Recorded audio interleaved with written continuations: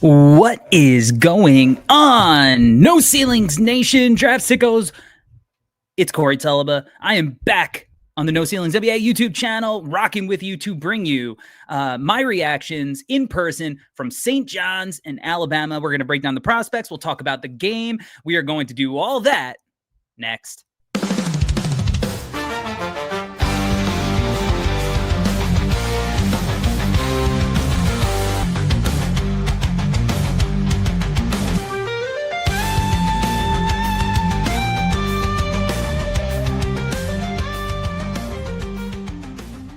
Oh man, it felt good to be back at Madison Square Garden live and in person for some in-person hoops, guys. I was going to do this breakdown live from the Garden, but such is life. I ended up having to go and get my car from the parking garage. The game ran a little bit long and my reservation was ending. And sometimes in New York City, those after-hours fees at the parking garages can really rack up. So I figured I'd come home and give my reactions with a little bit time to process what I saw during the game. I mean, you can't get better this early in the season than this game between number 5 St. John's and 15 Alabama. I mean, there were NBA prospects.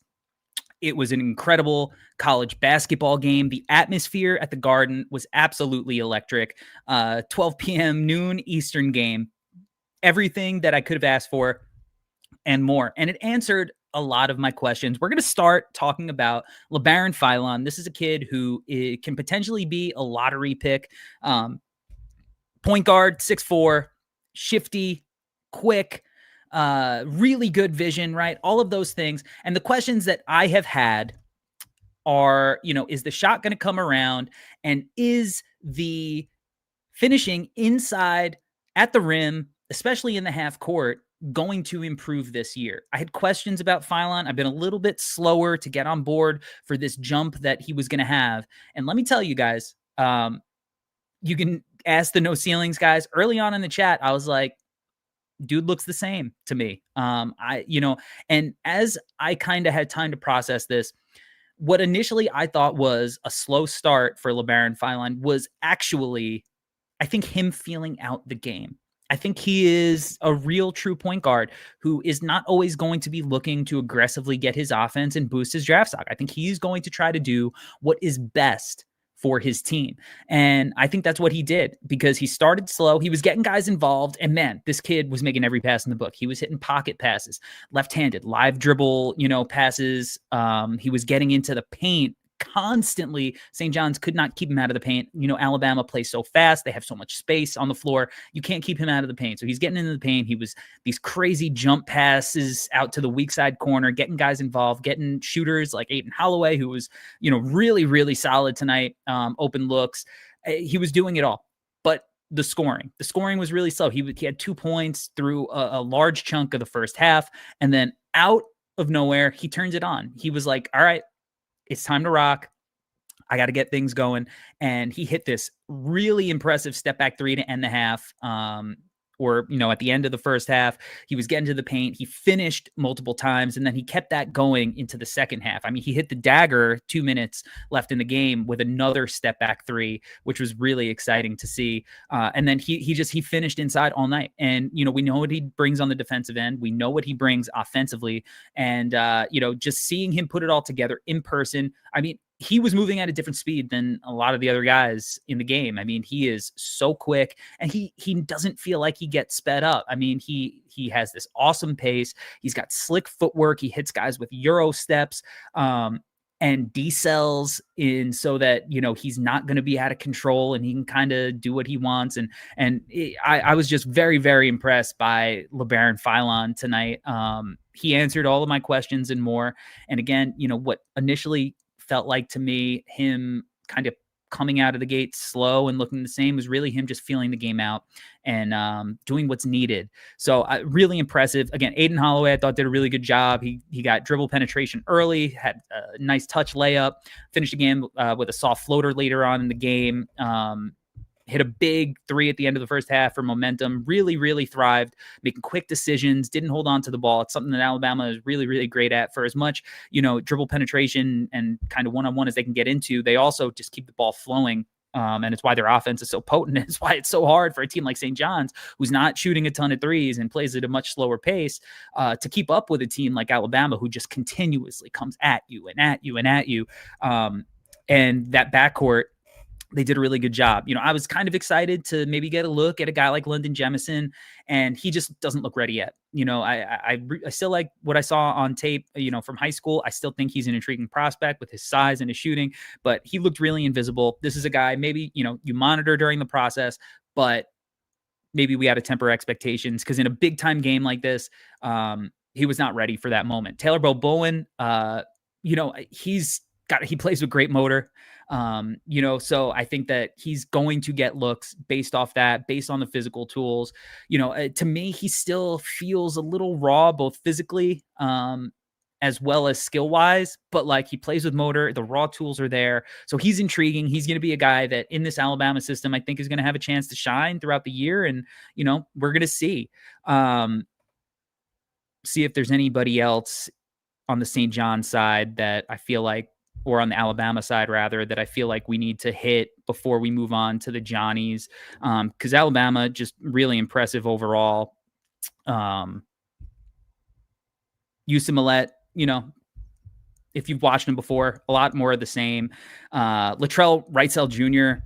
was a monster in this game. 17 points off the bench, three rebounds, 3 assists, 4 steals, hit a ton of big shots. He provided a real spark for them. So he's a guy that, definitely impressed me. A little older, shorter for a guard. We'll see what he looks like in this system throughout the year, but he was really impressive. On the St. John side, I mean,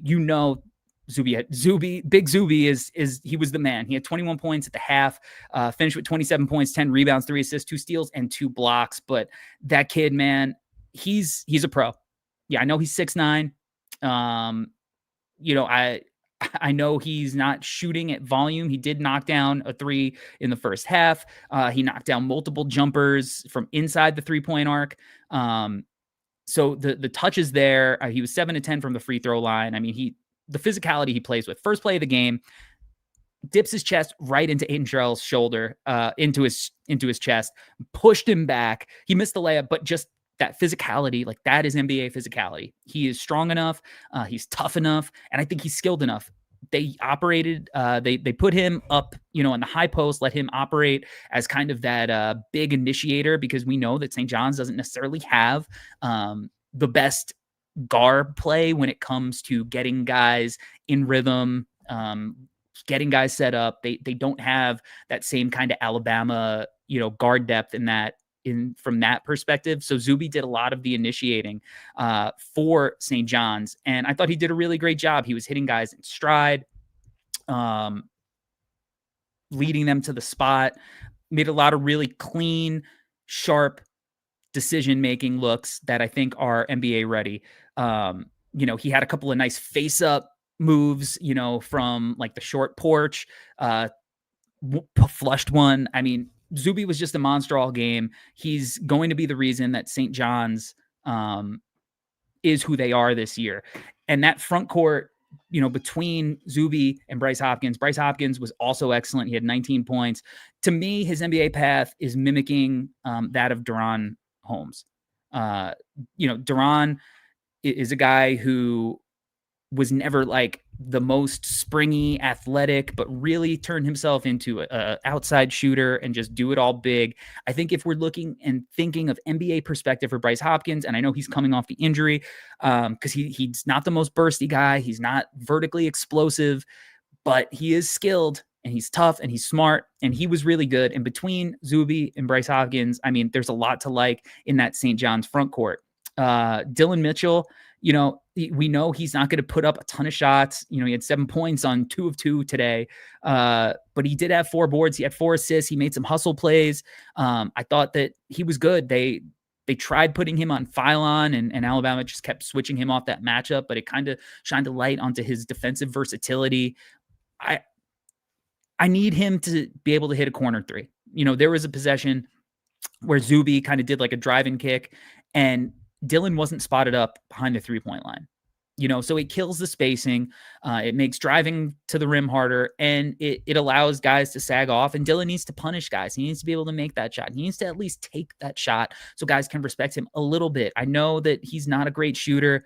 To me, his form has always looked okay, so I've never really understood. Maybe it's a confidence thing. Obviously, the touch isn't necessarily there all the time, but he needs to start shooting them, because I think that there's like a Derrick Jones Jr. path for him in the NBA if he could just hit corner threes, because he's super springy, he's versatile defensively, and he's got some ball skills, as kind of like this connecting, fill in the gap, just do the right thing.